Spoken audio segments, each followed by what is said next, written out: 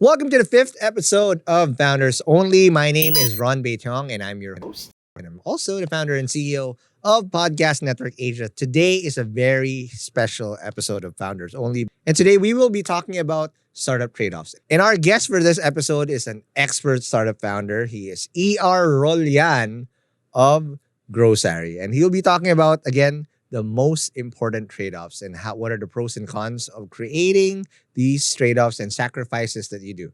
Is it worth it? We're also going to be talking about the four burners theory that basically discusses, the things that you're exchanging, which is family, friends, health, and work, and which ones are important during your career and your startup life. And lastly, we will be having a very special Founders Only Top 5 Reel. He will be giving flowers to those people that he thinks are the most amazing founders in the ecosystem. That before, again, we start, like, comment, and subscribe in this podcast because we are going to be creating a lot more content like this. And if you like it, give us comments over what topics you want to actually discuss here. And lastly, just give us feedback. We're also going to be available in all the major podcast apps. So give us a like and stick around and let's begin this episode. Founders Only is brought to you by PayMongo, the payment gateway for business growth. PayMongo allows your business to accept online payments from customers through Visa, MasterCard, GCash, GrabPay, Maya, online banking, buy now, pay later, and many more, all with just one online platform. Sign up for free at paymongo.com. Also brought to you by Qapita. Qapita's software solution seeks to automate the equity management process for startups, including workflows around cap tables, ESOPs, due diligence, and transactions. Sign up at Qapita.com to get started with your digital cap table, ESOP, award granting, and all things equity. Free for companies with under 25 stakeholders. And brought to you by GoTyme Bank. GoTyme Bank is owned by the Gokongwei Group, the same companies that brought you brands you love, like Cebu Pacific, Robinsons, True Value, Toys R Us, South Star Drug, and many more. GoTyme Bank makes next-level banking a breeze with its convenient account opening process. It takes less than 5 minutes to get started via the app. Plus, get your GoTyme Bank Visa card at one of their kiosks for free. Download the GoTyme Bank app today and experience the next level of banking. You may visit www.gotymebank.com.ph for more details. And SeekCap. SeekCap is a lending platform powered by UBX Philippines. With SeekCap, you can easily apply for a loan from 5,000 pesos up to 1 million pesos from the comfort of your home nationwide.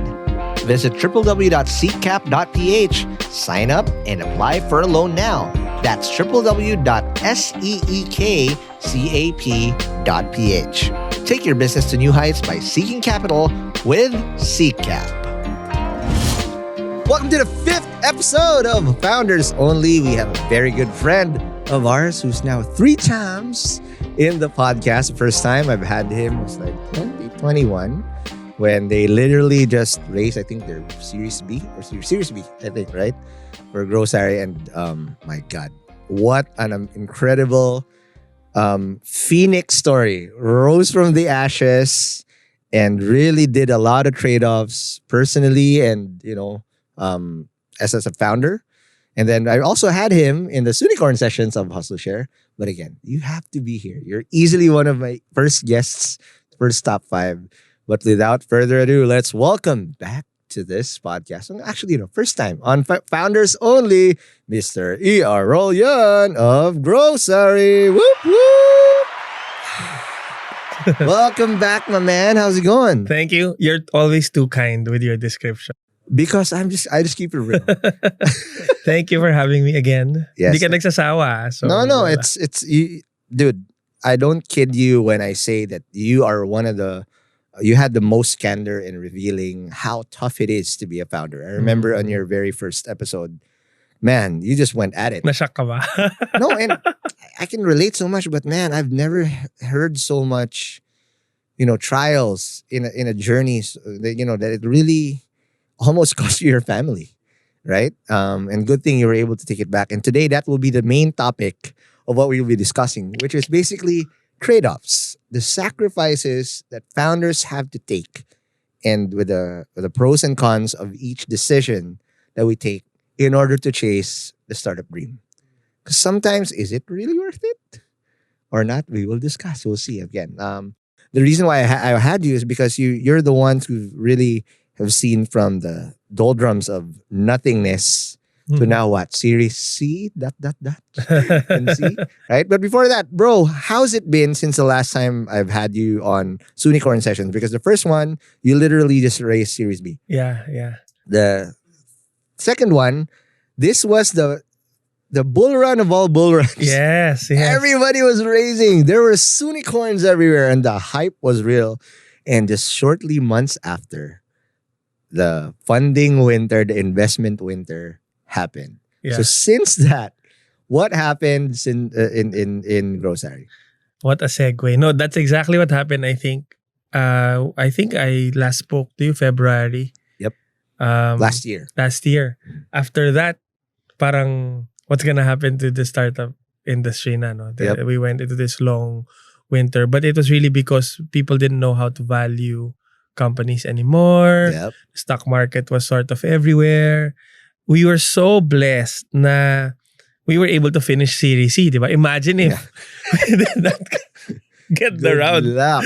Wala na, we're done. Yeah. So, although the super interesting thing about that was, I don't know if, I think I mentioned it in the first guesting, and when we were in Series A, we were getting a lot of criticisms for not burning enough cash. Na parang, why are you growing ganito lang when you can grow so much faster? Right. And we're underspending. And then the pandemic happened, and then because it was not in our DNA to play this sort of valuation game for the sake of. Yep. We really wanted to build a serious business. When the tech winter happened, I guess because we were ever since wired naman talaga to do things a bit more sustainably. I mean, I'm not from the VC world, diba? I'm from the boring FMCG side of things, where we squeeze out every single centavo. By the way, if you want to find out, his original episode on Hustleshare and the Unicorn Sessions is always going to be in the description box. So you're like, what the hell is this guy talking about?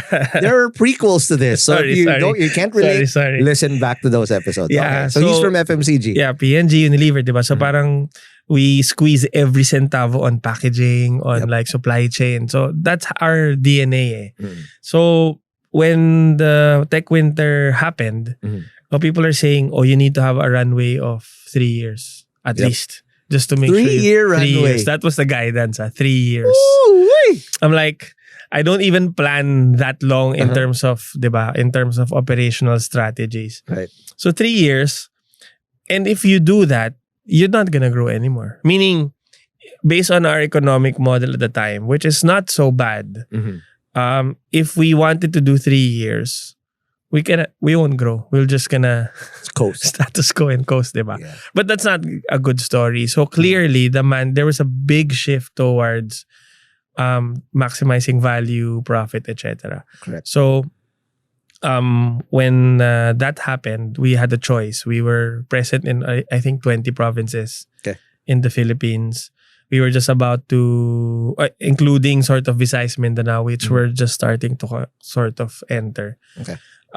We had the choice to open more warehouses or really sort of turn the profit. So since we last met, we launched 3 businesses, new businesses to sort of drive more margin in the same supply chain, diba? Nice. So there's the traditional B2B, let me sell products to sari-sari stores. Okay. On top of that, we launched a business called SariPay, which is a fintech business. So we're creating a payments ecosystem within the MSME universe. Plus, we're doing microfinancing and BNPL na B2B. Right? So we launched that. We also launched a logistics business called Tranco. Kasi we realized na we're doing so much. We're doing like 1,000 trips a day nationwide. Wow. So everyone could benefit from co-loading with us because we're penetrating the smallest of stores in all barangays. And everyone wants a piece of that mid last mile. Not really last mile to end consumers, diba? But some sort of a route to market. And we realized we can actually bring the MOQ down for everyone. Got it. By sort of just they don't need to spend X amount just to be able to ship package 8 but I have a question on that. And this is very rare for startups because most startups can't even ship one product out. Right. Especially startups that are in 0 to 1 or 1 to 10. I've only seen this happen here in the Philippines for unicorns like Rollan and them, Kumu. They were diversifying now, right, taking multiple bets across multiple platforms. Yep. For you guys, you're doing that. I want to understand the operational side of this. Yes, because it's a startup within a startup. Good question. How do you even create those? Because there's a startup life cycle, right? You're the mother startup GrowSari. But there's now a baby who's 0 to 1, 1 to 10, and then you have to assemble a team and still make a bag. It can't be just a whatever dice roll that flames out. How does that work? Actually, it's a really good question, Ron, because for us, it had to be building strength from strength. Hindi pwedeng you don't have, you play basketball, diba? You do a pivot. Yep. Turn. There's a pivot foot. Yep. Pivot Otherwise, it's traveling. Oh, yeah. So the pivot foot is that thing that you do really well as a company, right? So that you're not, because if you travel, wala. Then that's when the everything collapses. So the pivot foot, for those people who don't play basketball, so you have 2 feet. You can only, basically, one of your feet is planted as your anchor. The other foot can fidget around, but it's still anchored within that fulcrum on the center. So for us, it's the sari-sari store density. That in every barangay, there is about 400 sari-sari stores. Or maybe not every barangay, in every cluster that we define. Okay. Which is our economic unit. There's about 400 sari-sari stores. And we only need 40 of them to order so that I can send a full truck for that day. Okay. To go to that barangay. That's the tipping point. Or that's the sort of the sweet spot, right? Okay. Of course, if it's 20, I can always combine 2 clusters together and it will still be sort of quite dense. Now, the beauty of that is when we send a truck to the barangay and we deliver to a sari-sari store, what's stopping us from delivering to a pharmacy, to a bake shop, to a salon? So the work stream is actually the same. Got it. And since I have people there collecting the COD payments of sari-sari stores, what's stopping us from doing a wallet cash in a transaction through the same delivery team? Makes sense. Collect loans, approve loans, educate them about certain things. Still within that customer journey. Yeah. So we actually didn't have to incur any new operating expense. Wow. And that was really the goal. The goal was to show to the investors that with whatever we've built, we can build margin.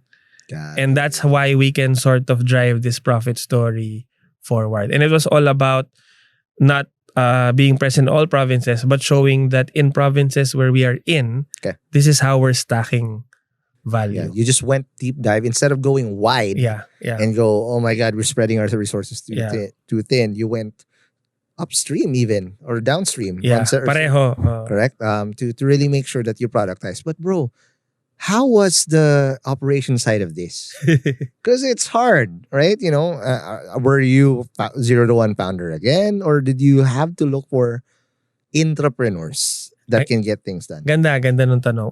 So for us, it's not 0 to 1 anymore. Okay. Because we had like 1,000 employees, we have 20 warehouses, right? So there's a system. We're collecting so much cash every day.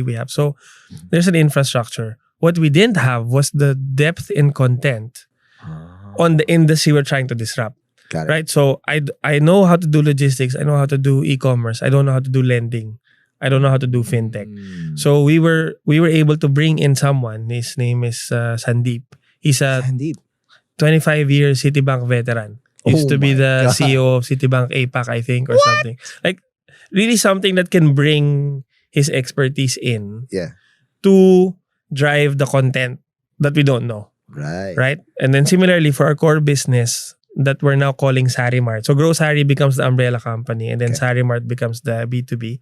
We were able to bring in one of my good friends from PNG, si Mai, who left as like one of the CMO of J&J in APAC, baby care or something like that. Okay. And she's running that business. So we started to staff very deep experts that will know what to do with the infrastructure that we've built. Got it. So medyo dun kami nag-build on the content. How long is their leash? So okay, now you operate like a conglomerate. You are the chairman, literal. I mean, and that's I've never had that experience. So I'm super curious here. And at the end of the day, you still report to your board as the mother company. Yeah, of course. And now these people that you brought in are technically running their own fief, their own kingdom. But there's a leash for sure. And how long is the leash, and how do you still align, knowing that, dude, you can no longer go to several layers down, because we're talking thousands of people now, or hundreds and hundreds of people that you probably don't even know. They're just on your spreadsheet now, on payroll. Well, I don't know if there's actually a leash, so much so as there is a limit to their execution because of the infrastructure that we've built. Right? So for example, if I'm sending out too many loans, I'm just making it up, to an area. Okay. And it's busting the capacity of my delivery person, right? Then I have to reassess how we think about resources. So in a way, they're giving us new milestones to break our business. Okay. And then rethink from there. So in a way, mas maganda na walang leash. Yeah. Or your leash is that you're not gonna incur more OPEX, right? So there's a set budget. Yes, try and make it work with this number of trucks, this number of people, and then they will come and say, "Oh, if you need to grow it this much, I need to break this," and we'll sort of rethink how to do it. So my follow-up question with that, ER, is that, okay, I remember having a conversation with one of my friends, Fred Levy, who now has a new startup. Watch out for that. That according to him, he looks for when he looks for corporate peeps, he still wants to work with people who are willing to roll up their sleeves and do 0 to 1 shit as well. And now technically, yes, you're not 0 to 1, but it's still similar to startup grind. For sure.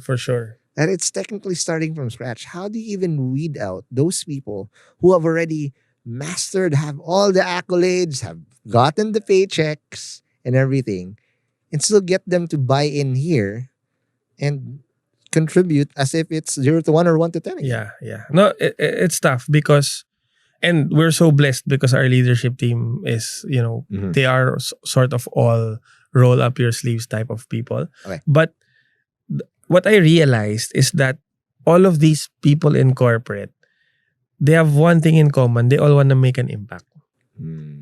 I feel like that's still a unifying desire for everyone, di ba? The problem is, in most cases, the structure doesn't allow them to do it. There's so many shackles. Yeah, it's like you're trying to set up a meeting for the meeting that you will need to discuss for that. Too much bureaucracy. Di ba? And that's not necessarily the fault of the big companies. They risk their operations that way. So I get it. I've been from that world. And also. you're slowly, I hate to say it, but you're gonna go that route if this continues. That's a good point. But that's something that we've made a choice to not do. So we had a discussion with a lot of our leads and our N-1, N-2 leaders, and all of them moved from all these startups that I'm not gonna name here that are now big and have become so bureaucratic. And so they're saying, I want to move to GrowSari because the startup that I came from, ganito na. That's, diba? Then, when we do our sessions with them, they give me feedback naman na GrowSari is so unstructured. We need to put some process. They miss it. Give us a checklist, diba? So, but I don't blame them because it could be chaotic. So, all of these leaders that we were able to get, we are all joining hands and saying, if we are to protect this culture, then we need to embrace ambiguity, even at this scale. And we're not really that big, but dude, what are you talking about? You're 1,000 employees. Not really that big. I had Patrick Gentry here the last episode. He was already scratching his head, and he's at what, 300, 400? What are you So, talking about? no, I mean, syempre may mga 10,000, di ba? I know, but you probably you and probably Steve C are the only guys that have scratched 1,000 here. Yeah. So ganon. So the idea there is we have to be brutally honest all the time. We don't have this concept of manco meetings where we need to do preparations. Silos na. We decide on, we call each other, we decide in WhatsApp, we do. Wow. So we have to keep it very, very dynamic. And that way, these leaders, they have to be motivated too. The moment they feel like, nag-pay cut na nga ako eh. And I know you're giving, nag-pay cut na nga ako, you're gonna throw bureaucracy pa at me, diba? So they need to feel like they have free hand in driving impact. And that's what we try to do. It's not easy, but I think that's what we sort of try. Now recruiting those. Because there's no fucking LinkedIn job post that will do this. Talaga. This is all talaga. back channel na, right? Network That's talaga. also what I realized, that at a certain point, with a certain job titles, it's really your network that would net you those hires. Yeah. Because sometimes, I hate to say it, the only way to fill in that right position is to poach. Yeah. I'm sorry, but you're gonna have to poach. But again, poaching comes with the dollars, right? You can't poach someone. Hey, take a 50% or 70% pay cut. Join us here.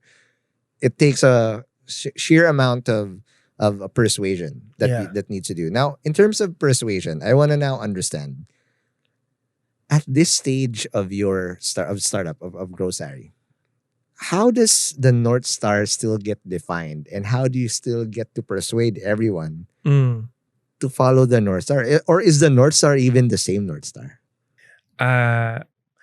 Siguro may konting, the impact of sari-sari stores is going to always be the core of it. But now we're saying, how do we then include all the other industries so that they can benefit the scale that the sari-sari store has given? So merong sort of profit angle na to it, di ba? Na parang, now that we've built this last mile through sari-sari stores, di ba? The apparel industry, the fintech industry, they all can benefit from what we've built. So now, because now you're pulling people from different categories na, di ba? Who are not necessarily dealing with sari-sari stores. And they sort of still need to see that picture. Okay. Last question before we take our first break. It's all rainbows or butterflies. Okay, you went upstream, you went downstream. When the winter hit, man, that's one of the scariest. It's still, technically, we're still in it, yeah. Right? What's the toughest decisions you've had to do during this stretch? Actually, for us, imagine when we got the money from Series C. And how much money, just if you range lang? We're talking about Series C. The Series C is mga $77 million. Holy mother. What? $77 million. Yeah. And that was a 3-year runway. Yeah, a little bit more actually. If we even stretch it. Wow. Malaki yun. That was a real nice runway. You can land a spaceship there. Okay. But when we did the raise, there was a use of funds na appropriated for that, diba? And we already hired like a lot of people.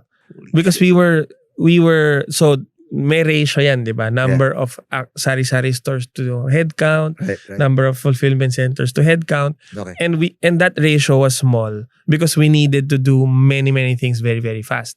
But suddenly when the investor said, it's about efficiency, the ratios had to change. Oh no. So we had to actually in some cases part ways with people na join lang eh, di ba? Mahirap yun.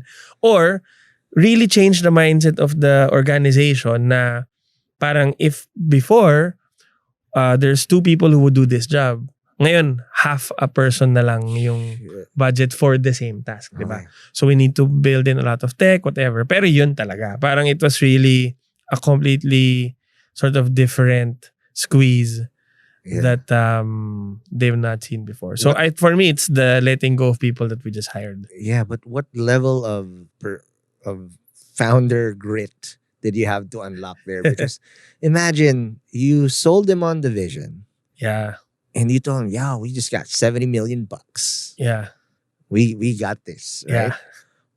And now you're gonna wait, sorry, joke lang. And it's not your call. And guys, when people make these decisions, Madaming sure. factors. I'm pretty sure as a founder, whether you admit it or not, you'd want to keep everyone. Oo naman. Right? No founder wants to let anyone go. Especially the ones that have been with us for a long time. Exactly. That we had to part ways because just the fit is not there. It's a different organization. Those, that I will take those with me to the grave. But yeah, some things you have to do. The pain, it's like grief na eh. It's like, oh my God. Now, all right. So again, when you do the cuts, this is now a running theme. Rollan went through the same thing. Patrick Gentry went through the same thing. Now with you, it's two-sided. You make the cut. You live with the pain of those people you had to let go. And then now, you also have to rally the team that's left. Yeah. Walk me through that scenario. I think for us, ang maganda naman din sa amin, di ko alam kung talagang that's how we're wired lang. We typically would have every 6 months as a small cleansing. So we never really got that fat. The people that we had to let go were because we were trying to grow a certain way. So parang yung mga natira, it's not, we just had to tell them na we are pausing expansion, so we don't need the people anymore because we're not expanding. Okay. So hindi naman siya ganun kahirap. Okay. I think yung challenge was nagpapalit na yung let's say salary increases. Iba na yung delta eh. Right. Dati medyo mas maluwag. Okay. Because now if your growth is not gonna be as fast, right, then your wage Single bill, digit. Yeah. Your wage bill is not, diba? Dati kasi we're doubling the business every year more. So if we have double digit average wage bill increase, you can take it now, you can. So now you have to be more direct about you're good, pero diba, this is the reality of the ano. So yun medyo tough din. And frankly, we lost a lot of good people along the way. But again, I feel like that's something that you have to get used to. Dude, it's a cross you have to bear. And again, in the trailer of this podcast, the first words I said is heavy is the head that wears the crown. Where you think this is all fun and games? We throw around the CEO title like it's fun. Holy shit, it's so hard.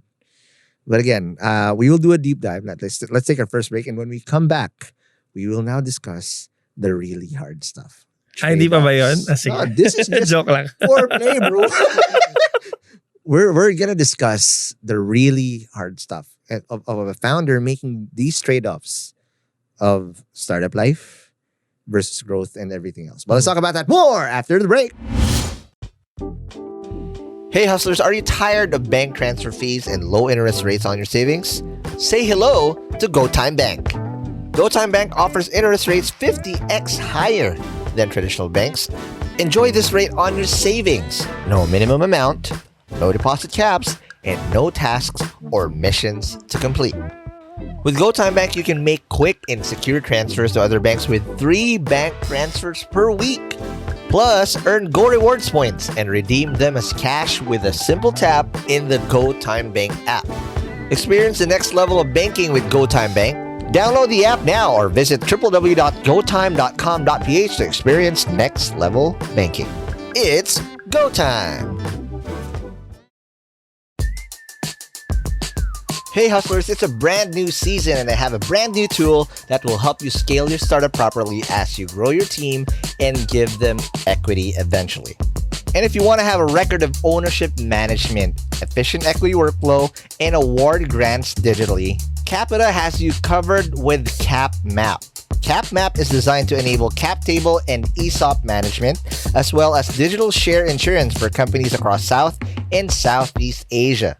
Also, Qapita provides ESOP advisory services for you to set up your plan and engage your employees through equity awards. And trust me, this is a boon because as you grow your team, you want to give their best people a piece of the company that they're hustling for. Investing shares and giving ESOP is not easy if you don't have a product like this. So please do check it out and sign up now at Qapita.com with a Q. Again, that's Qapita.com with a Q. And it's free for companies that have under 25 stakeholders. Get ready to experience the power of seamless equity workflow management today.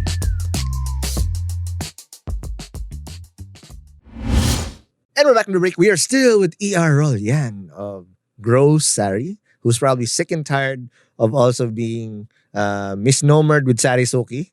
So just merge it together, Brian Ku and ER. GrowSari Suki.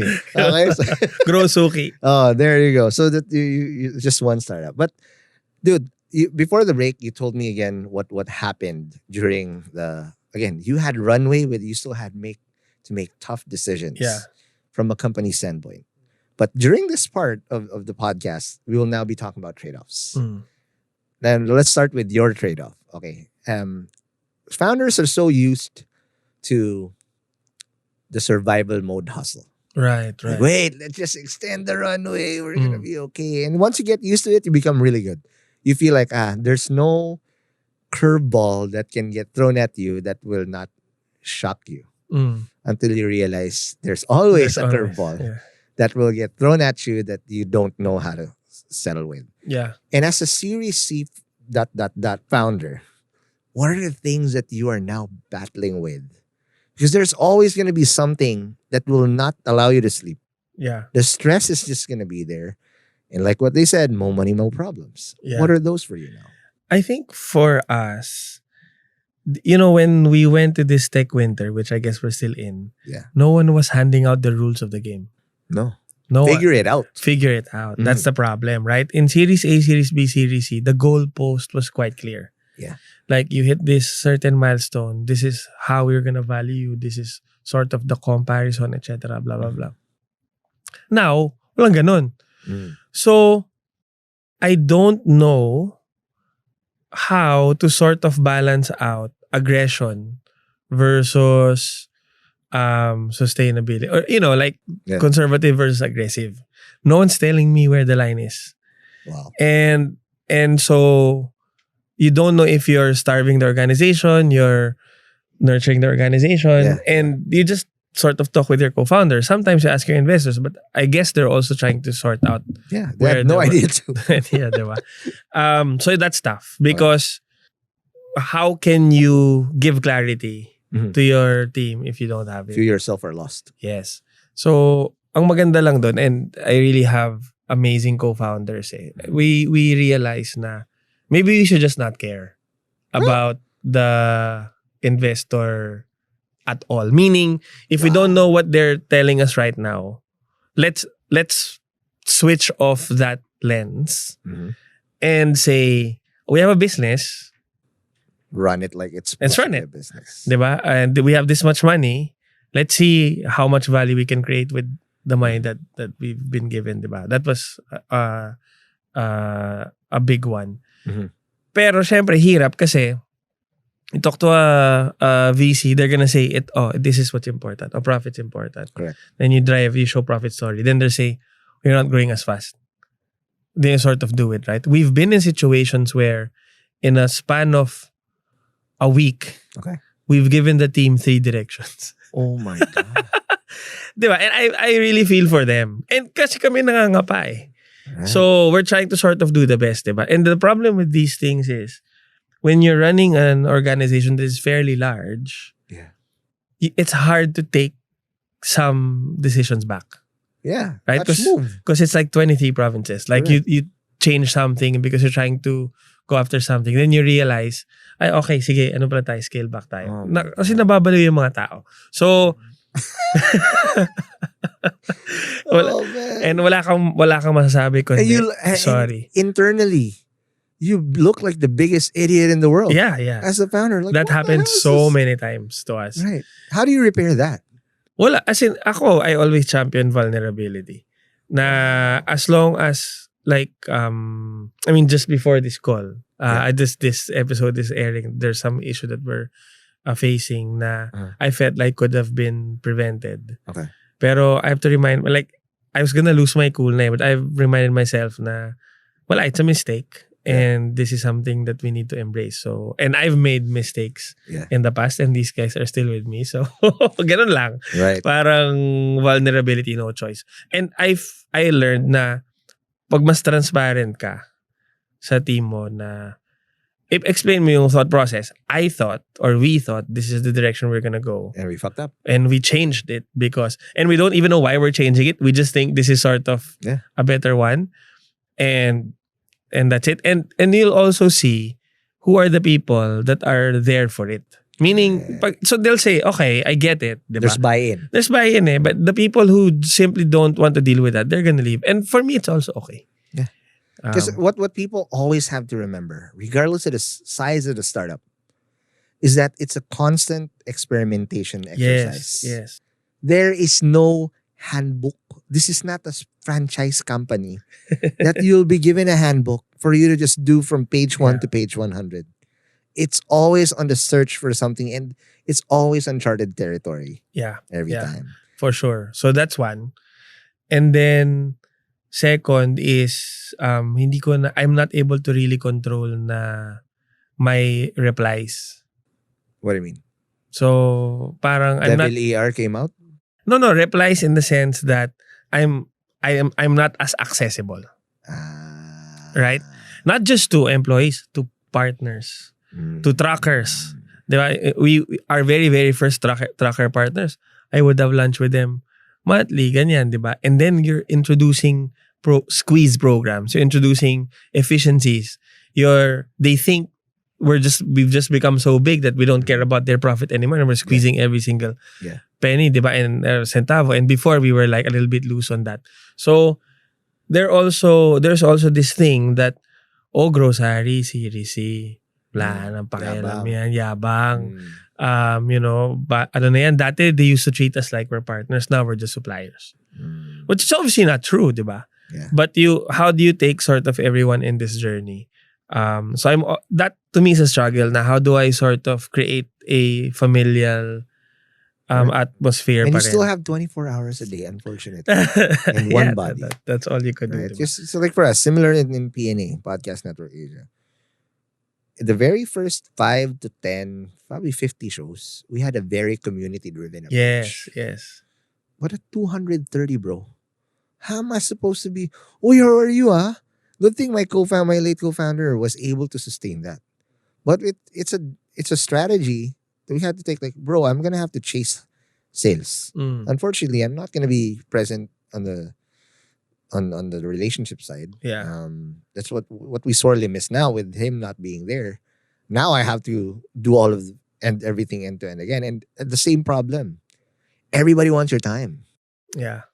And it's not because they want their time. It's just that relationship building thing that you want to do. But we only have 24 hours. And it's also not good for the business na it's dependent on you and me all the time, exactly.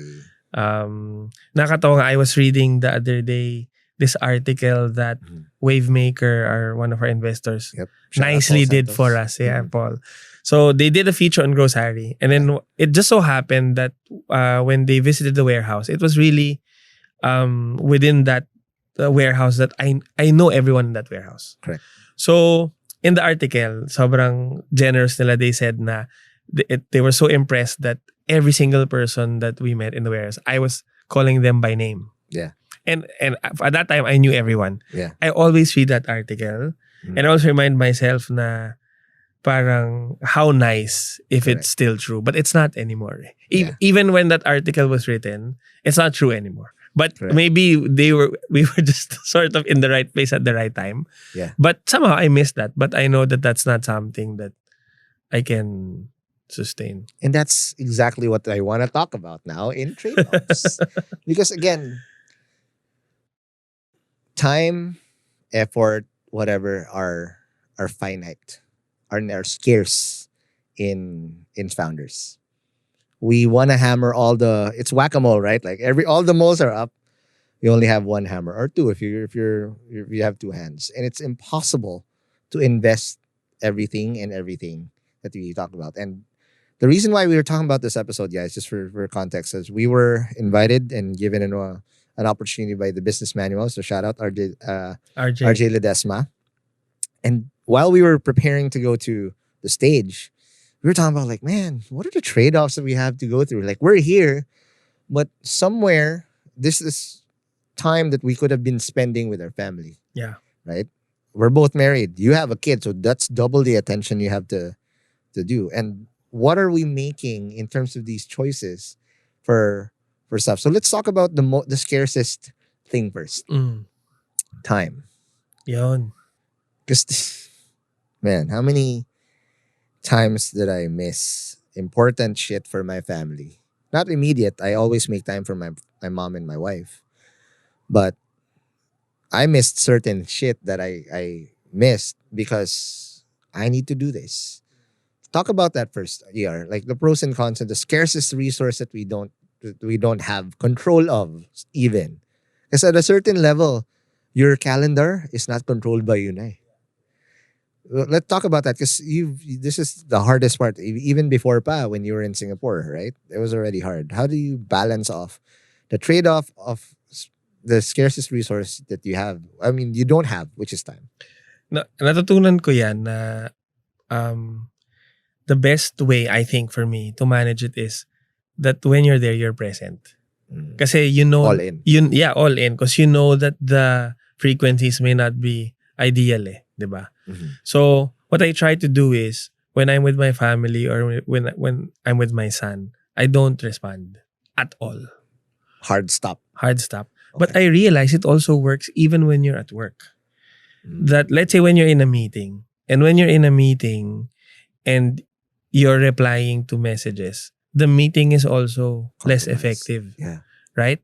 What I had to give up was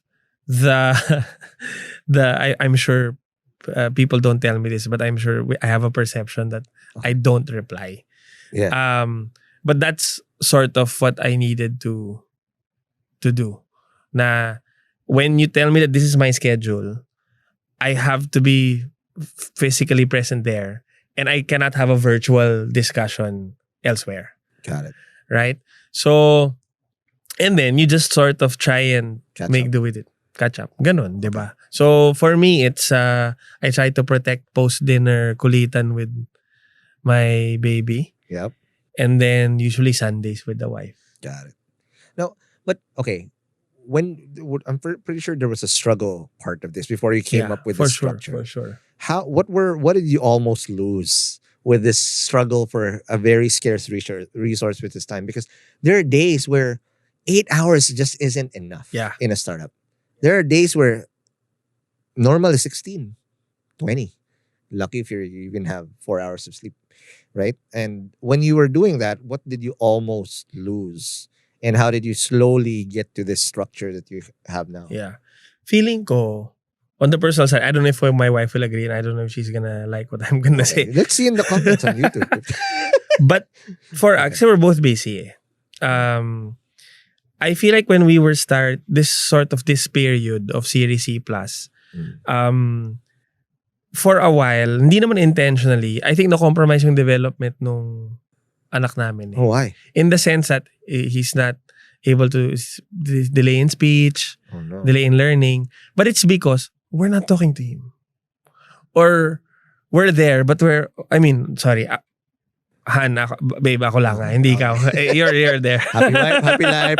Ako lang happy wife, happy life. So, I feel like, shortcut ko Oh, yan, iPad, use it, whatever, diba? And then, you just zoned in there. Yeah, so parang, even though I would be home early, I wasn't sort of really there. And then we were really sort of observing na, and then the pedia would say, how can your child learn how to talk? You're not speaking with him, diba? So we had to buffer lang a lot of support. No? Sige, give a tutor, give a whatever, ganyan, diba? Pero okay, so yun, diba? Parang dun ko nakuha yung quality over quantity. And then if you really can't sort of do that, find a way to have sort of dependencies or buffers in the system. Mm-hmm. Same with work. Mm-hmm. I realized na when I'm sort of gaining dependence on this person, when that person leaves, patay. Diba? Or when that person is sick or whatever. Yeah. So, I've started to so there are situations where yun na-realize ko na saan ba ako nasistress? Nasistress ako if no one picks up the ball. No one picks up the ball because that person supposed to pick up the ball is doing sort of something else, and I have to sort of cover for that, right? So it's important that while you love your one downs, you also have to work with your one downs to have a plan for their one downs. Correct. And honestly, they love it. Because when you ask them, who among your people in your team you think can replace you? Wow. And how do we groom that person? Got it. And it's two-way, diba? So, kasi if they're able to groom that person, that means they're also ready for the next step. Yeah. And you can now just be a chairman. Yes. And spend as much time in Medyo malayo pa yung chairman. Wow, but it's a little, you just have to sort of push the discussion around. Saan ba ako dependent? Kasi sometimes what people do, and it took me a while also, and I'm not an expert on this, na pag, okay, this person is a rock, ignore ko na yan. Okay na siya eh. And then I move to the other problems. Then this rock resigns. Then you're rock bottom. Oh my God, you are dead. So yun. So it's sort of like try and force the succession. Yeah. Now, okay, those are the two things, obviously family. But again, I always reference the 4 burners theory, right? That in life daw, there's certain phases. And I asked this in our employee satisfaction rating in PNA, right? There's 4 burners that you should care about. And I think it changes as you grow along. The four burners is like a gas stove, technically. And the 4 burners is health, work, family, and friends. And obviously, in a certain phase of your life, some burners will have to be full on. Some burners are gonna even turn off. So like in my 20s. And in this case, burning is a bad thing. Because it's burning? No, ba? burning is like you're putting out all the gas there. Okay. Gotcha. It's really a big fire that you're supporting. In my 20s, my most important thing was, work, family, friends, health. 20s. Now I'm 35. Man, it's different. It's family. I've always had family. Health. Work. Sorry, friends. My friends are are different, and that's my priority, especially now, which we will talk about later. Health. I just really received a really tough warning with the passing of Joseph, my co-founder.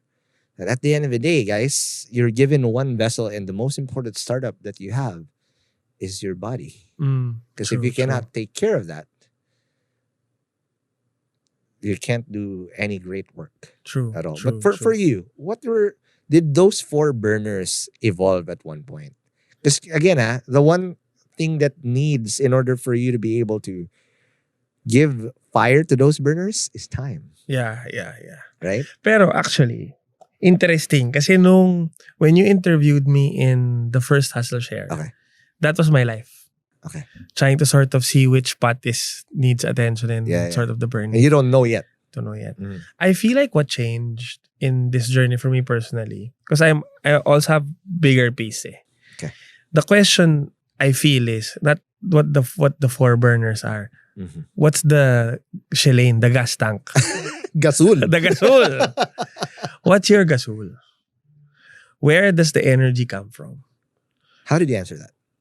Sa akin kasi it's spirituality. I feel like relationship with God is the gasul. Wow. That's deep. And if you have good gasul, the 4 burners can burn. Burn, baby, burn. There you go. And you will run out of gasul because it's not about the strength of the fire. It's the tank. Correct. Are you operating with the full tank? Do you even have anything to burn? Yes, diba? So sa akin, that's what I needed to fix first. Now within that, clear priorities. I agree with you. Family, now work, health, friends. Sadly, diba? Bye, friends. Again, startup founders pick other founders to become friends. Work and friends is one in the same. Or quality. Thing. You just know who your good friends are, diba? So parang it's lesser, pero yun nga, sino ba talaga yung mga friends na, when my wife and I were having marriage problems, who were the people who were there? And we sort of still keep them with us, diba? Yeah. Now, pero to me, that's a soft ranking. to me, that changes, huh? It changes. Mhm. But the way I check, I sort of check for parang peace of mind. The gasol. Diba? Parang when I find myself having issues with one of the four burners, You it's check the tank. probably because may tank has an issue. Got it. But we use this also in P&A to also align with our work ethic and priority. I'm not saying that you shouldn't prioritize work, Yeah. but at the very early stage of startup life, if work isn't in your top two, we're gonna have a problem, right? Because yeah. in 0 to 1 and 1 to 10, Yeah. if you're not here to ambag, if you're not here to put in work, then say 80% of the company is at least one have work in their first two priorities. Yeah, patay. How are we gonna align? And you're gonna be like, this company doesn't have boundaries, True. right? Like, Yeah, why are they asking me something at 10 p.m.? It's a real struggle. Right? It's Yeah, hard, it's eh? really And that's why it's one thing that I also enforce now with my one downs and their one downs. Is it aligned ba? Or at their are they at that stage of their life where they're changing those burners? That Yeah. work is no longer whatever, and that's Ganda okay, ng by tanong. the way. Yeah, ganda ng tanong. Ako, it's very, very hard to answer. Okay? Yes. I feel like as an employer, it's ideal. Sana naman 1 or 2 yung work, Yeah. di ba? Don't have work naman in your fourth. Pero you're right, you can't fault them if it's No. not there. It's a phase thing. But siguro, it becomes a duty and a challenge on your end. How do you make work exciting Correct. for them? Yun na lang. That's the best you can do, di ba? Especially in this day and age. Iba na yung, it's not all about work anymore. And for us in GrowSari, we're still 100% flex work. Right. People are not expected to come to office, to work from wherever, whatever. Unlimited leaves. Wow. We don't count leaves, right? Wow. And some people, I won't say abuse naman, parang take it a bit more casually than the others. But that's the choice we need to make. So ako, when that happens, either I'm not giving you enough of a challenge, or you're not excited enough about going to work. That's what bothers me. Yep. For me, it's also a phase. So for example, fresh grad, friends, health, family, work, patay. We have nothing to talk about. Okay? But if you're, say, at your 30s and you've earned your keep and you know you can bring it, or 5 years in and you know na I'm pretty darn good, work's not priority, but when you ask me to work, boom, impact is felt. That's okay. So it's really a phase thing. And for young startup founders, if you're using the 4 burners theory, actually on the first level of interviews pa lang, we ask this na. What are your 4 burners? How do you prioritize? And we also take into consideration experience and of course the qualifications na. Right? Because if you're gonna tell me boundaries agad, fresh grad, good luck. Tama naman. Right? We have nothing to talk about. Right? Look for another startup, not ours. Yeah. Maybe for a profitable company that has a lot of slack. That's for fine. Startups. But again, not in a startup where you're constantly experimenting. Okay, now I want to talk about health. This is super personal to me because I recently just lost, again, my best friend, co-founder, right? I've learned how to, we were good friends, Joseph and I, but he became my best friend during this journey because it's a shared misery, right? And again, I almost had a health scare. I mean, I broke my ankle last year. I have hypertension. I don't eat right. I don't watch my weight. I still eat like a basketball player, though I don't exercise. But I found balance na. Joseph's recent passing, he wasn't able to take care of his health as well. It was super sudden.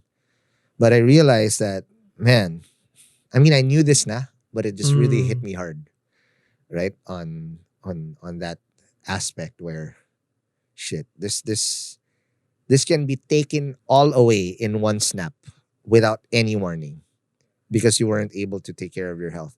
For you, how did you take care of? Did you have any health stuff before that you had to take care of? And what's your tip for founders in taking care of the one shot we have at this? First of all, I'm really sorry to hear about your co-founder. I value my co-founder so much. I also don't know, like, I can't even imagine what that. Nobody's ever dealt with this here in the Philippines. Yeah, I'm man. sorry. So, I mean, prayers to you. But health is an interesting one, right? Because I simply don't have the time to exercise. So the best thing you can do is watch what you're eating. Yeah. Or Diba? cardio, 30 minutes. That's it. Ganyan. Oh, diba? So hindi rin sa well, I can't say naman there's no formula because there are other co-founders, there are founders That's in the batak. Philippines that are also successful pero healthy. Yeah. Baka you should ask them what I they're don't know. doing. I don't know. No, but dude, this is just the biggest lesson. At the end of the day, okay, I'll describe to you my lifestyle. Party file, nightlife. 2 right. packs of cigarettes a day. I was always puyat. Right. I eat like shit. I eat carbs and again, I don't the worst shit. And then imagine all the toxins and sometimes it's drinking pa. Yeah.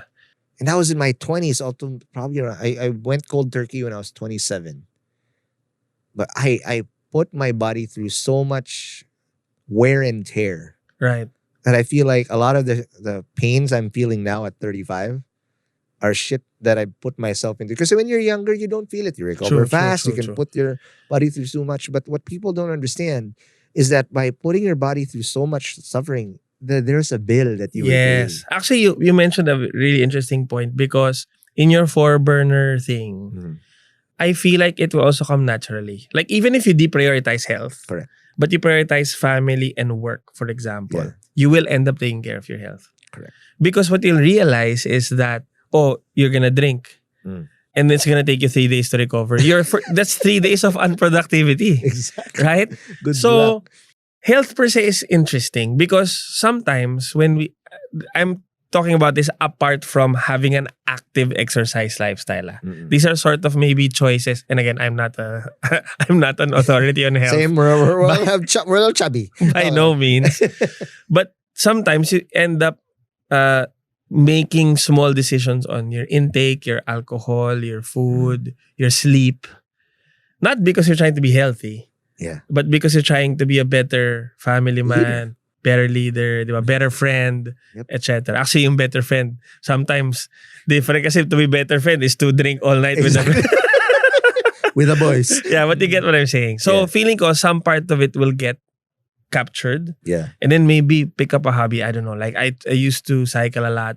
I don't, now with time, it's hard to do that anymore. But this one is tough. I don't know. The other, when it comes to health, the one thing I sort of ask myself is, if I have 10 more years to live, let's say I'm healthy, and I'm supposed to live until 70, because I'm healthy, I can live until 80, for example. Yeah. What am I going to do with the extra 10 years of my life? Sing. You're a singer. Or something. So the way I think about it also is, because you're right, anytime can be taken away from us. So if you're given 10 more years, and you know what you want to do with those extra 10 years, then just do it now na lang. You know what I realized during that part?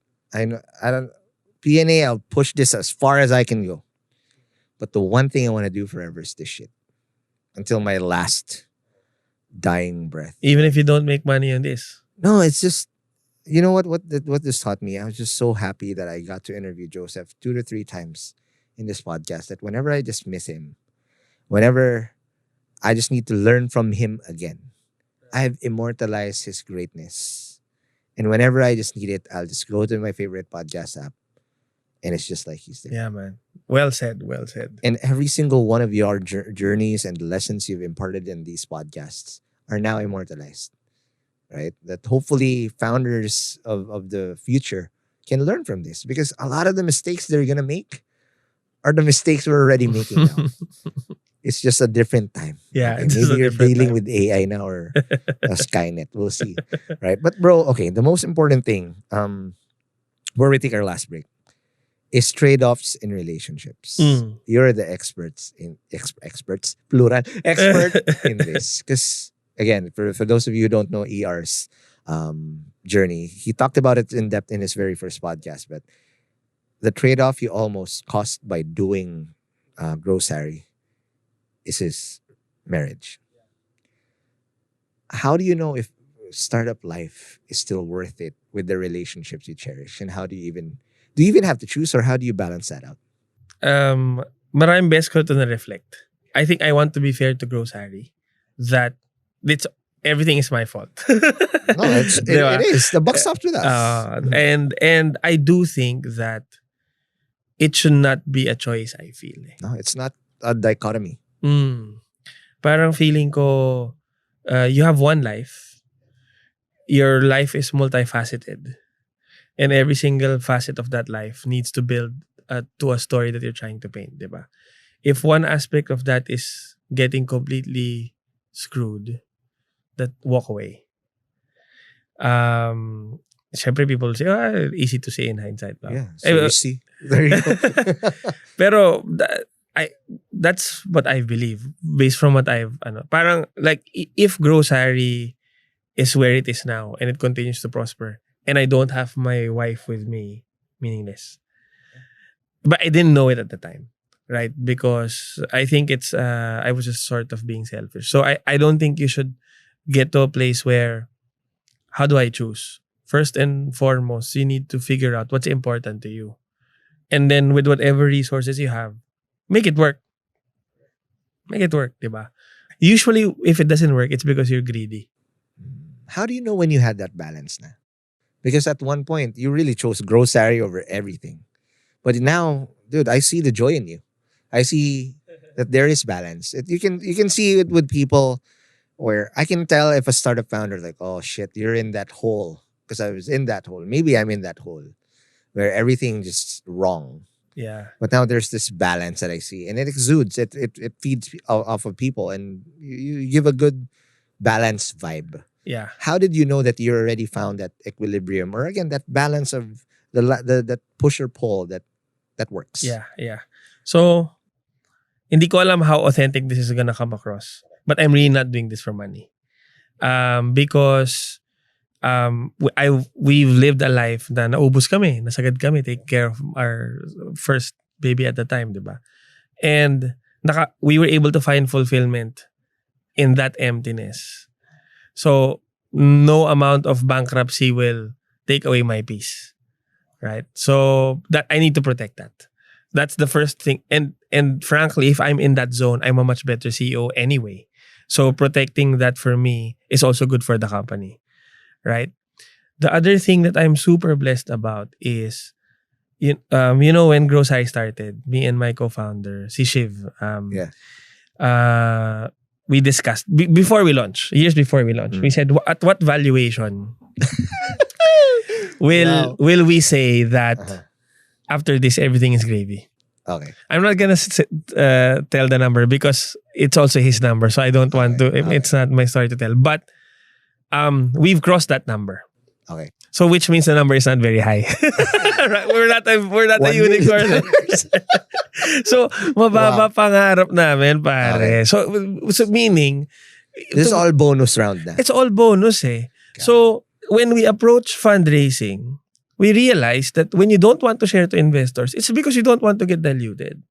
Why? Because you want to get as much. It's a natural response, and you as a founder have all the right to do that. But to us, every time we're in this situation where we have to choose, we go back to the number. And then we tell, that number we crossed. What are we talking about? Give an extra ESOP to the employee. Take the extra dilution. We're trying to build something here. This is much, much bigger than those individually. And eventually the 4 founders. So that helps me keep things in check. How much money do you really need in life? Diba? And plus the fact that even if you don't have money, if your peace of mind is sort of secure, you're good. Right. I don't know if I answered your question, no, but that's sense. sort of... Bro, another lesson that Joseph taught me during his wake, right? So during Joseph's wake, he touched so many lives. It's one of the most fully packed wakes I've ever been on, right? Just goes to show how much he was able to really touch lives, solve problems, and be a good friend, and just an overall good person. People love him for that, and I love him for that. During the wake, probably 2 to 3 cubicles in, there was this pimped out wake. Full catering, big ass room. and whatnot. And for several days, I kept passing that. That room was empty the whole time. And that made me realize, like, okay, Joseph's hustled and struggled with me. But look at the real ambag that he did. Look at what he did with his time to touch lives, to really make a difference. And you see it. Or maybe he's just really popular and cute. I don't know. But you can tell. Mm. Whereas I'm not saying that person in the other cubicle is whatever, but I'm just saying you can easily gauge the type of choices he made with his time and what he wanted to, nurturing relationships, helping people with their problems and the like. Where do you really want to end up, yeah, you have a pimped out, whatever, you have all the stuff in the world, but what at what cost? Of your friends, your family. It's sad. But it's like, wow. This is the last lesson, one of the last lessons that Joseph was showing me, that we were aligned in that thing. We wanted to pay it forward. Yeah, again, hopefully when my weight comes in, show up. There's a guest list. But yeah, I'm just saying that's a trade-off there. What will you do with your time? Is it hustling at the expense of everything? Correct. So, you're right. I mean, mawala na lahat. Wag lang values, relationship, purpose. Diba? As long as those sort of 2 or 3 things are there, everything is frankly negotiable. Right? And by the way, what is the statistics on successful startups anyway? Ano ba? 1%, 2%, diba? Yeah. So, but meaning you go into it knowing that you're gonna fail. There's a big chance that you're gonna fail. So the last thing that you want to do is to lose yourself in the process, diba? So just take the learning. I mean, most people go to startups to learn anyway. So make the most out of that, but don't lose yourself. And when you fail, you have other startup founders like us. Yeah. We all failed. We'll hug you, bro. We'll make sure that, again, your identity, your humanity is not attached to your startup. Yes. Hustle all you want, but draw a line. Yep. That is amazing. And when we come back, we will discuss ER's top 5 founders, and we will continue the discussion about trade-offs. Well, let's talk about that more after the break. Hey hustlers, PayMongo is your payment gateway for business growth. With PayMongo, you can accept online payments from your customers through Visa and MasterCard, debit and credit cards, GCash, Maya, RabPay, online banking, BNPL, installments, and many more. All with just one platform. For business owners, online payment collection used to be such a pain. Long negotiations and paperwork, complex developer docs, and having to gather all these proofs of payment from your customers would be a serious drag in your operations. Now with just one partner, you can simplify all of that and focus on growing your business. PayMongo's story showcases the resilience of Filipino businesses in today's digital economy. During the pandemic, they became a lifeline to countless businesses by helping them go online quickly, serve their customers, and generate revenue. They have since grown exponentially and now supported thousands of businesses from SMEs to venture-backed startups and even the most established enterprises in the country. PayMongo's products allow you to accept all types of payments with or without a website, and they continue to expand into more streamlined financial services. So sign up for free today. Visit paymongo.com to get your business activated in 1 week or less. Hey hustlers, I know how difficult it is to do fundraising at the moment for any startup or any business. And especially given this market where investors are afraid to write any significant check that would help your startup either scale or extend your runway, your options are very, very limited. But don't worry, I think I found a solution that just might help. So if you're seeking capital for your Sari store, online business, restaurant, or startup, SeekCap's got you with a 24/7 fast and easy online loan application process, minimal paperwork, and real-time updates. Say goodbye to long lines and long waits with SeekCap. UBX Philippines' online lending marketplace for micro, small, and medium enterprises. Choose from a wide variety of loan products from 5,000 pesos up to 1 million pesos from trusted lenders. With SeekCap, you can apply for a business loan that's tailored to your needs, whether it's for capital, production, operations, or expansion. And check this out. You can apply anytime, anywhere in the Philippines. So what are you waiting for? Sign up at www.seekcap.ph. That's www.seekcap.ph and apply for a loan now.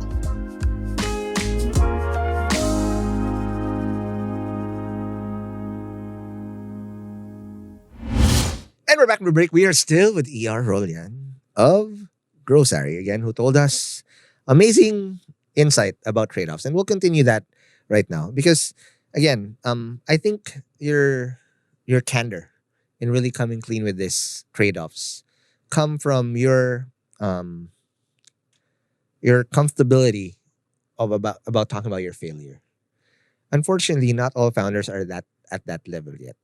What do you think are the advice that we can give to those founders who are just like, yeah, those founders that when you came up, yeah, I'm okay, I'm doing like $1 million all the time. But I can tell, bro, I can look in your eyes and I see the pain. Yeah. Tulog ka muna. Okay.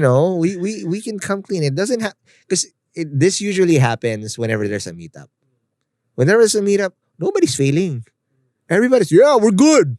We just hit these metrics. Blah, blah, blah. And that's fine because you need to show that to investors. But to a fellow startup founder, bro, come clean.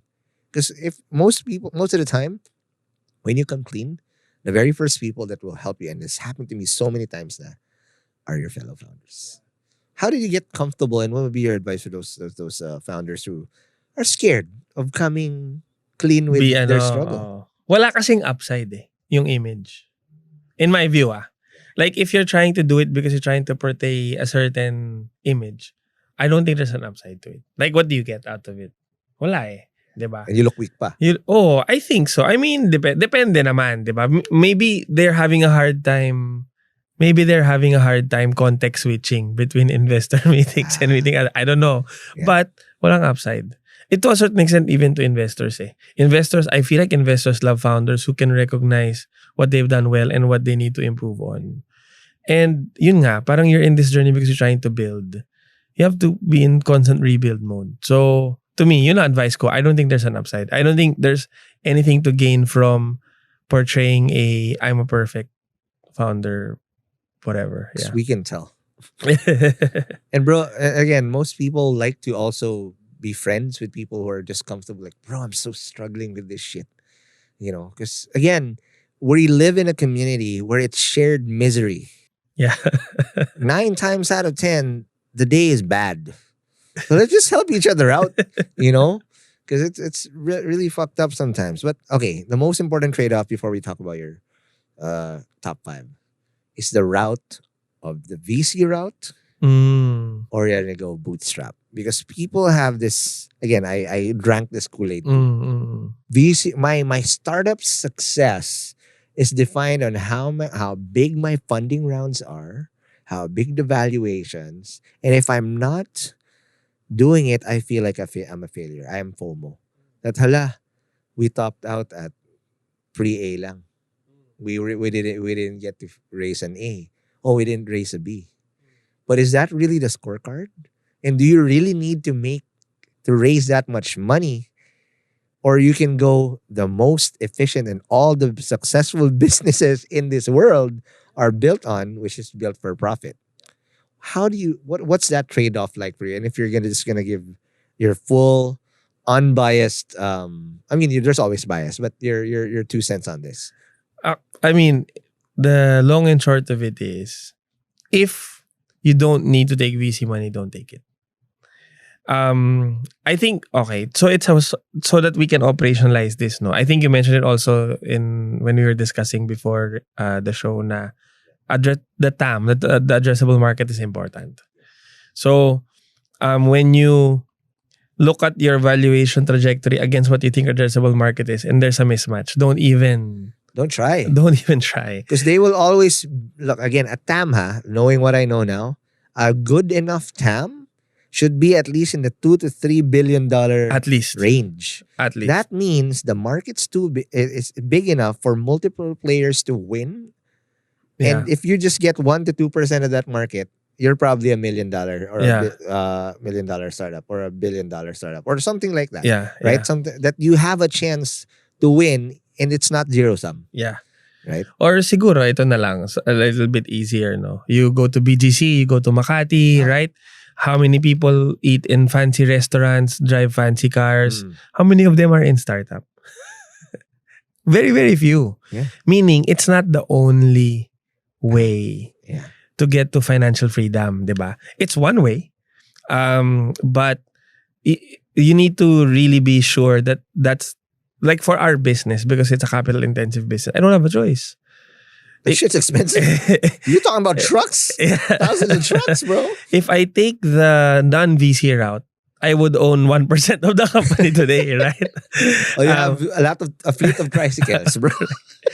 So in our Toda business. correct. In our example, VC works well because we need their patience, we need their capital to give us that headroom, diba? But if you don't, kasi the other thing is, how sure are you that you're gonna get along with your investors, diba? And that's another dynamic. Not all investors are founder friendly. So, diba? Don't every time you take money, you also take liability. So if you don't want the liability, don't take the money. And it's not zero sum also, ha? Yeah, for sure. You can all actually tell, right? You can actually raise funds if, say, as a smaller TAM. Maybe angels. Yeah. Angels that have a value add and believe in that little thing. But when you raise, you're probably going to have 1 to 2 round stops, but you drive for profit. Yeah. Right away. Because if you go the VC route, they have a different agenda. They need to exit. You're one of the 10 bets that they did that hopefully you're one of the 10 that you're the one that offsets their 9 mistakes. That's the game. That's how the game is played. And an angel, say for example, smaller check, some angels are okay with just the dividend play, get to profit. Yeah. Dividend play. But you have to be very specific about that vision. Yeah. Correct. Because you can't be saying, uy, I will do VC play or angel round, and all of a sudden VC play. But you can actually do the route of when you realize that, okay, wait, I think we're no longer a VC play. And the future of this, though I've tried everything that I can, it's not a VC play. And it's not game over. Yeah. The mettle of a real startup founder is can you drive your company to a profit? Yeah. And still maintain the startup growth. Though not the same, not brick and mortar 30% naman, okay? Because that's too slow, right? Still fast enough, but growing at startup pace. Agree. Right? And it's just something you have to, I think when you get into entrepreneurship, I think the problem that has happened now is you want to be an entrepreneur. People don't even describe it that way anymore. People say, I want to go into startup. Right? Without realizing that what they're really getting into is entrepreneurship. Yep. So you have to look at it from an entrepreneurship lens first. Yep. And then if you're looking at it from that lens, what problem are you trying to solve? What is the best way to solve that problem? Maybe take the VC route, maybe not. But if you start with the mindset na I want to join the startup ecosystem. Woo! These are so cool. Yeah, medyo mahirap yun. Right. Then it's not, it's not sustainable. No, and at the end of the day, again, people are so enamored with the title CEO. You don't have to be a CEO to be a very productive startup contributor, right? Not everybody is built to be Batman. Sometimes you can thrive being Robin, Alfred, right? You can even be Martian Manhunter, right? Or Superman. You do everything. You're a solopreneur. But again, there's so many ways at this. Well, you can still be tech enabled. But again, consider if you're not sure, here's what I wish I knew. I'd ask those founders that are already in the middle of their journey. Because they will tell you like, oh my God, I made that mistake. I shouldn't have done that. I should have that. Because That's what we're rich with, bro. We're richer in mistakes than money. Because you fucked up so If much. I can just use them to pay my bills. Absolutely. I will be Elon Musk. I'm rich in mistakes, right? And we have to deal with that. Now, all right, last question before we talk about your top 5. I want to understand, again, moving on from mistakes, because there are mistakes that you can forgive yourself, and forgiving yourself. That's what I want to talk about.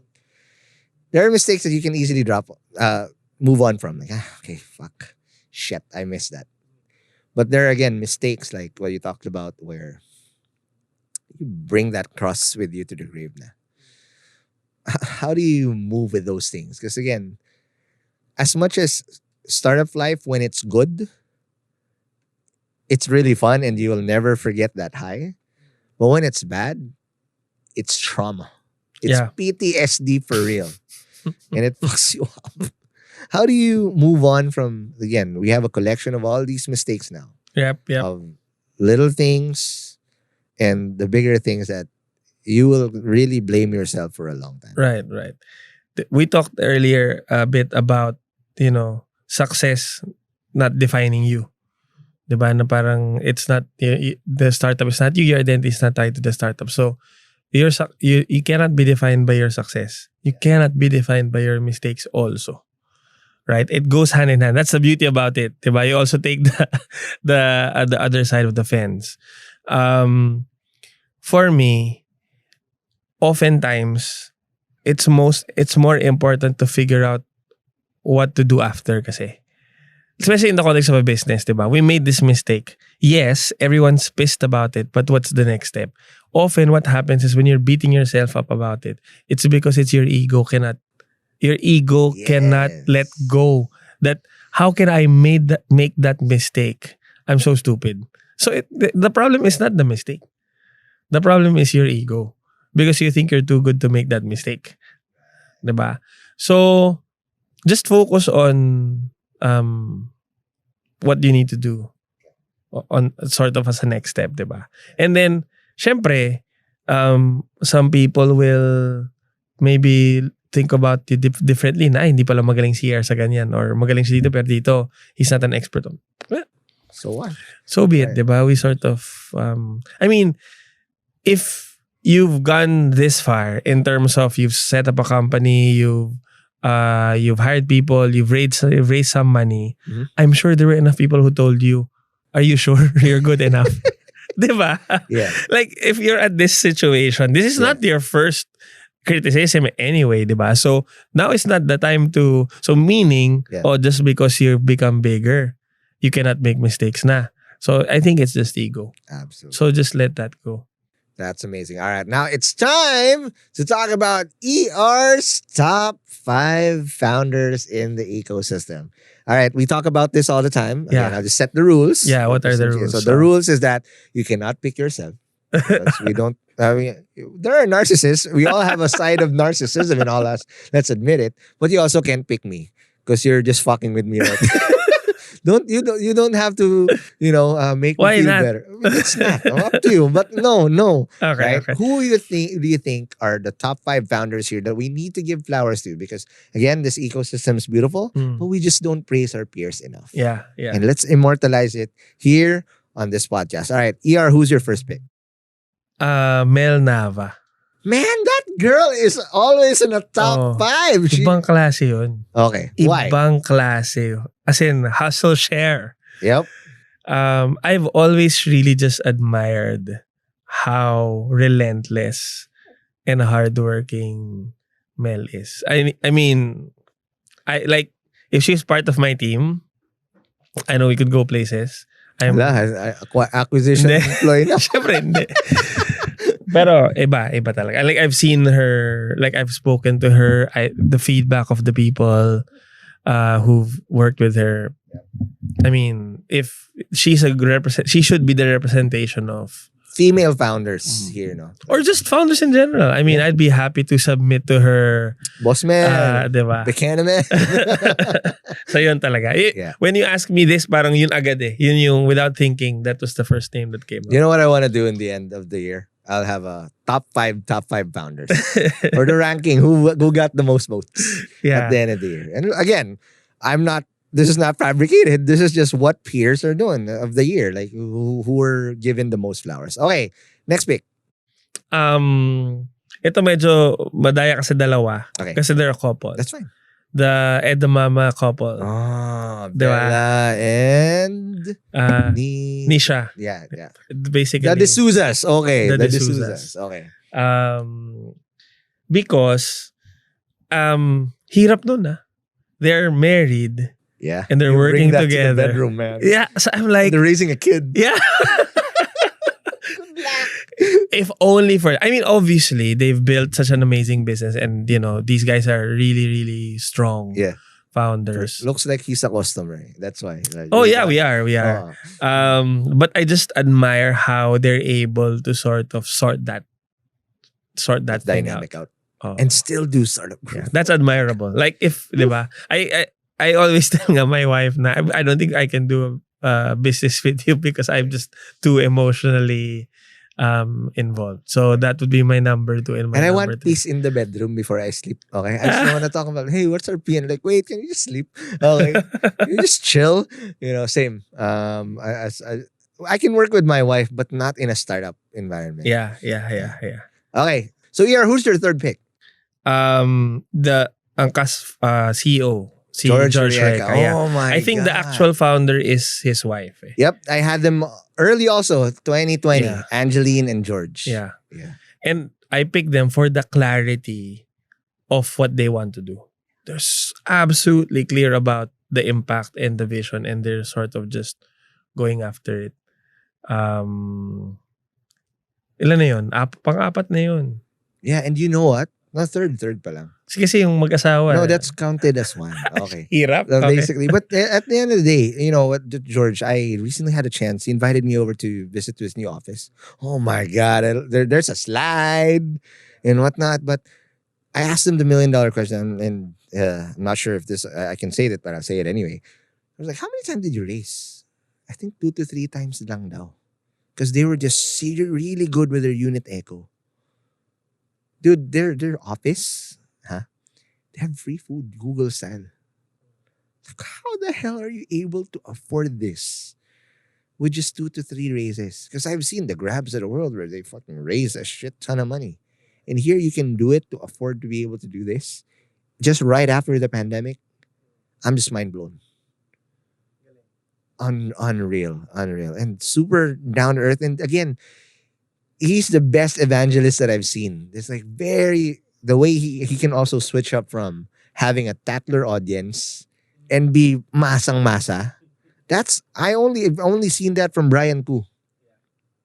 Right? Like, oh my God, he just went from BCG levels to Kuya Cool. Right? That's amazing. That's a different, because I can't do that. If I do my Tagalog level, you will unsubscribe. To my shit, I swear, it's just not gonna work. Okay, last 2, fourth pick.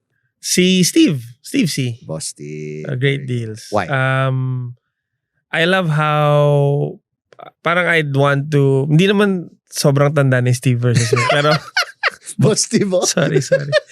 Pero I think he has a beautiful family. And I think he sort of imbibes a faith-driven life. I like how he keeps his faith at the center of. You can tell his 4 burners from afar. Yeah.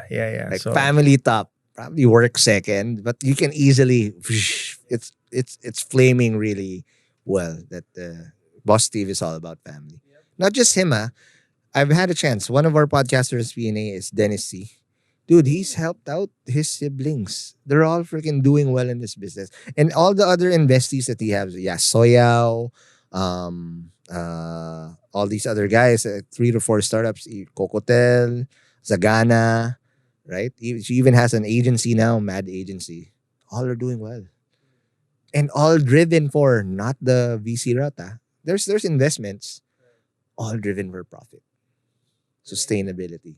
That's hard across the board. And again, it's just the common denominator. Boss Steve. Okay. Last and final pick. Brian Koo. Lodi. No, because you do it once, Yeah, you do it twice. Chamba. You do it like, I mean, just Man. the sheer, it's like if you ask me to do it again, even knowing what we've done and what I need to do, I will still think twice. Yeah, you'll hesitate now. I'll still hesitate, but he's just like, let's start something. Without loss of passion at all. Okay, I'll just say it. If he's in my Mount Rushmore, he's in my top 5. Easy. Because it's like, this guy just never stops. Right? And the type of shit he does, it's not easy, ah. It's probinsya hustle, bro. Like, oh my God. And he has a family to, again, imagine the 4 burners of a Brian crew. And how scarce his time is. And he still makes it work.